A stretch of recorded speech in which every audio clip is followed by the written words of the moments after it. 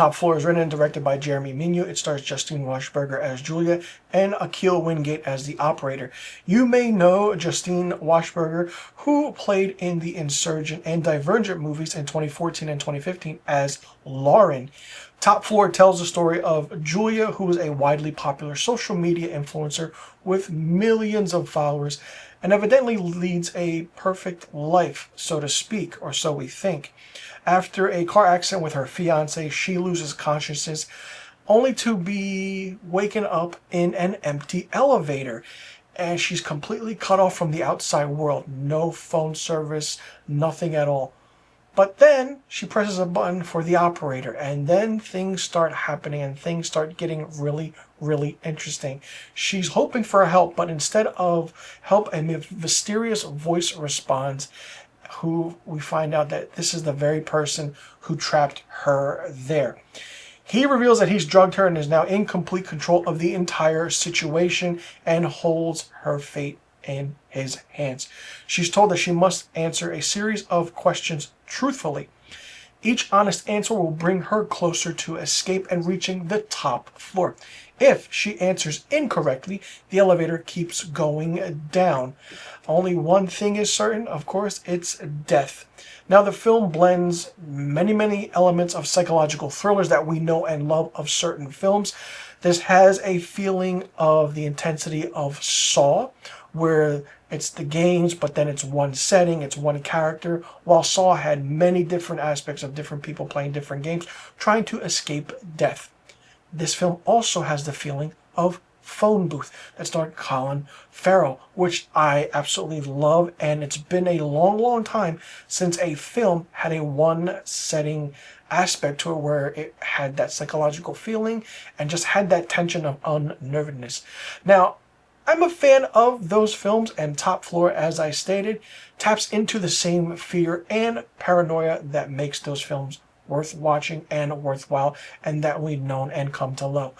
While there are a few side characters who kind of don't add much to the story at all, Julia remains the emotional centerpiece in this film, and she's strong enough to carry this entire film on her own, which is very rare to do, with one character carrying an entire film for this long.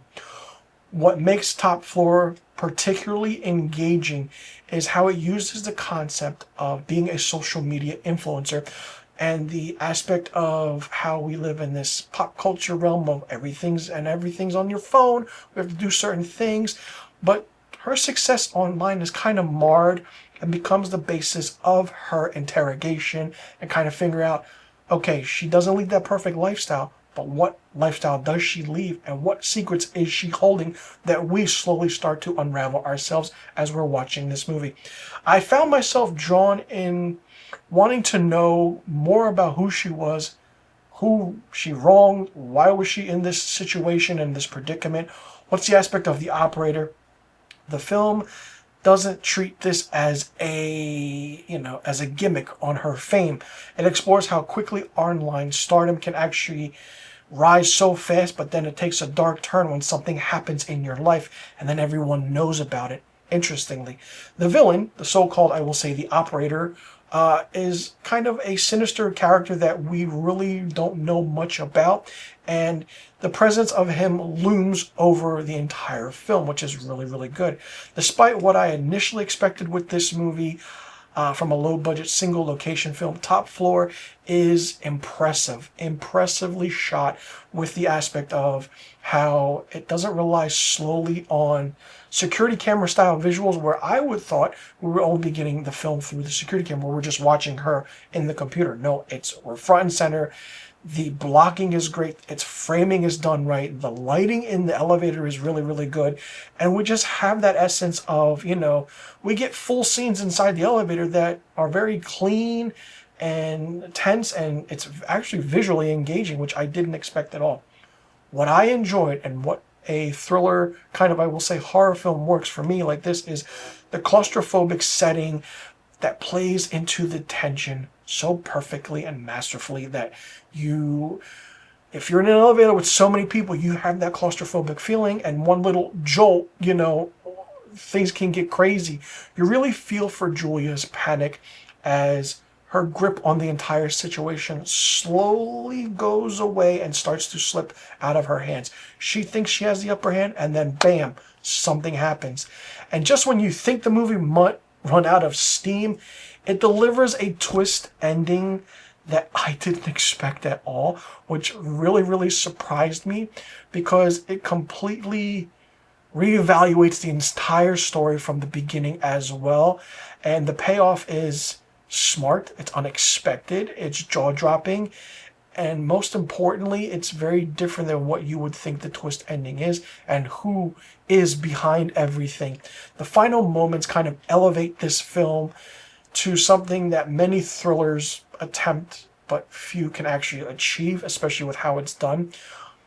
Behind everything else, Top Floor offers a look on modern fame, you know, the aspect of social media obsession, what we go through great lengths, and understanding the price of, you know, this world we live in a digital age where it's irrelevant, but it's also a cautionary tale as to why things happen in our daily lives, but with that, a psychological thriller.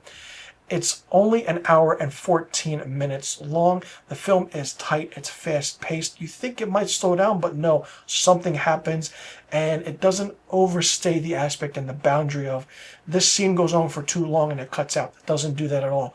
For a contained thriller, for how long this film is, it's incredibly well executed, and I was very, very surprised. Special thanks to director Jeremy Minu for giving me a screening of this movie. You can catch Top Floor now streaming on Prime Video. For me, Top Floor gets 3 out of 5 film reels. Let me know in the comment section what you thought about Top Floor. Did you like it? Did you not like it? What did you think of it? What did you think about the aspect of the story, the twist? Did you like the character? Do you think that there's more to unwrap with this story? Do you think that you understood what was going on, what was happening? And do you want to see more films like this now in Hollywood? And do you think more films like this should happen? And did you like the filmmaking aspect of it all? Let me know in the comment section about all the questions I just asked. I'm Mr. Filmstock. Thanks so much for tuning in, and I'll see you all in the next review video.